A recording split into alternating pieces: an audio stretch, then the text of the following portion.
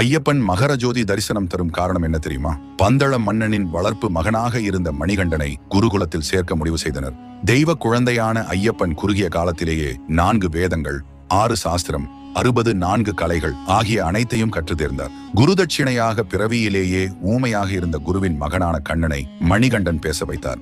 மணிகண்டனின் அபூர்வ சக்திகளையும் அதிசயங்களையும் கண்ட குரு அவரிடம் தாம் யார் என்பதனை அறிய விரும்புவதாக கூறினார். குருவிடம் உண்மையை மறைக்க விரும்பாத மணிகண்டன் தான் யார் என்பதை கூறி அதனை ரகசியமாக வைத்திருக்கும்படி குருவிடம் வேண்டினார். அத்துடன் ஆண்டுதோறும் மகர சங்கராந்தி தினத்தில் ஜோதி சொரூபனாக காட்சி தருவேன் என்றும் கூறினார். இதனால் தான் ஆண்டுதோறும் மகர சங்கராந்தி தினத்தன்று ஐயப்பன் தன் பக்தர்களுக்கு ஜோதி வடிவில் காட்சியளித்து அருள் புரிகிறார். எப்போதும் தவக்கோலத்தில் அருளும் ஐயப்பன் ஆண்டுதோறும் மகர சங்கராந்தி அன்று மட்டும் திருவாபரணம் அணிந்து முழு அலங்காரத்துடன் காட்சி தருகின்றார். அது மட்டுமல்லாமல் அன்றைய தினம் சன்னிதானத்திற்கு எதிரில் உள்ள ஐயப்பனின் 5வது மலையான காந்தமலையில்